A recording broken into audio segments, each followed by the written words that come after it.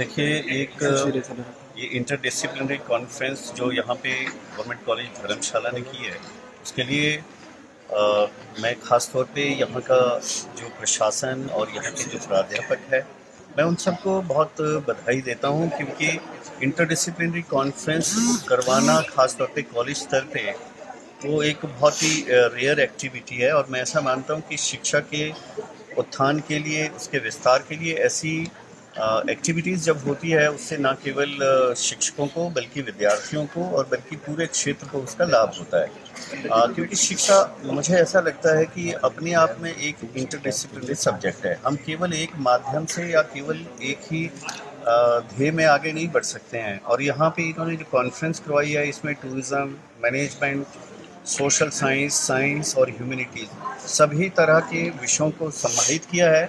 और इसमें सभी तरह के जो विद्वान भाग ले रहे हैं। और ख़ास तौर पे मैं इस नाते जो है अपनी ओर से भी बधाई देता हूँ, क्योंकि धर्मशाला कॉलेज जो है सरदार सरोवर विश्वविद्यालय के तहत अब आता है और उन्होंने एक बड़े सार्थक पहल की है। उसके लिए मैं कॉलेज प्रशासन और सभी को बहुत बधाई देता हूँ। सर, रिसर्च के लिए जिस तरह के प्रयास कॉलेज स्तर पर शुरू हुए हैं, आने वाले समय में किस तरह से इनको प्रमोट करेंगे ताकि कॉलेज स्तर से ही जो रिसर्च का एक स्टूडेंट में वो आए रिसर्च के लिए? जी, एक्चुअली क्या है कि बहुत सारी चीज़ें, और जो एक इंग्लिश में कहावत है कि even 10,000 mile journey that start with first step.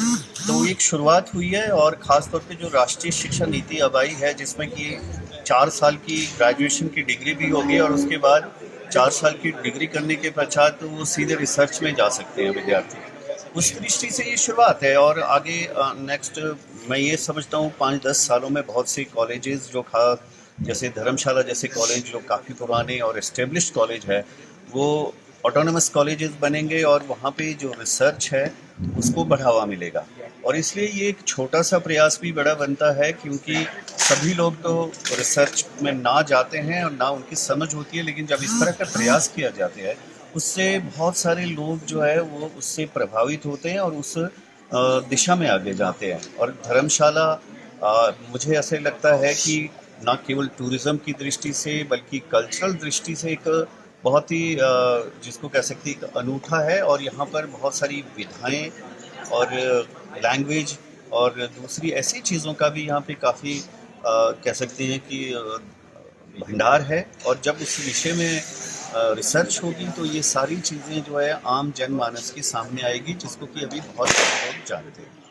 Sir, Dharamshala college autonomous college बनता है तो क्या लाभ जो है धर्मशाला के विद्यार्थी को मिलेगा? देखिए, अभी आपने देखा है कि कुछ ही दिनों पहले रिज़ल्ट आया हिमाचल प्रदेश विश्वविद्यालय का, जिसके लिए करीब 6 महीने से विद्यार्थियों ने परीक्षा दी हुई थी।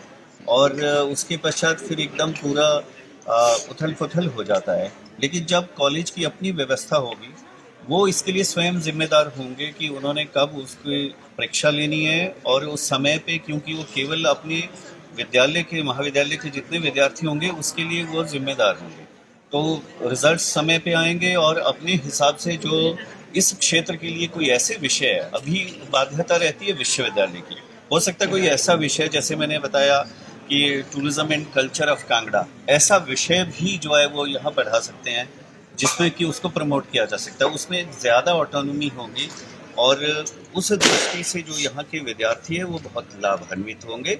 और ये तो है ही है कि एक अभी सभी कॉलेज, चाहे वो बिल्कुल नया है या कोई 70-80-100 साल पुराना भी कॉलेज होगा, सब एक ही उसमें आते, सबको एक डिग्री मिलती है। लेकिन जब ऑटोनमस कॉलेज होगा तो आप हर कोई विद्यार्थी अपने को अपनी अल्मा मैटर के साथ जोड़ता है, और उस दृष्टि से जो यहाँ के विद्यार्थी होंगे वो अपने इस महाविद्यालय के साथ जुड़ के जो है वो गर्व करेंगे। इंटरनेशनल कॉन्फ्रेंस आज यहाँ पे रखी गई।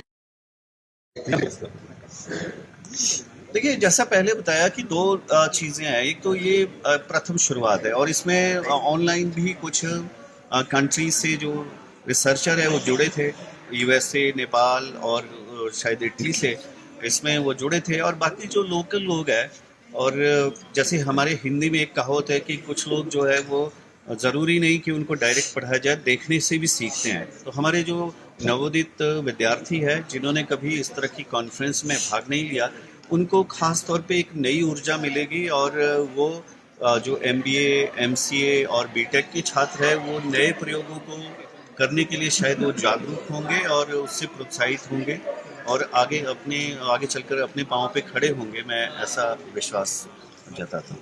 हमसे जुड़े रहने के लिए हमारे YouTube चैनल को सब्सक्राइब करें और नई वीडियो की नोटिफिकेशन के लिए बेल आइकॉन को दबाएं।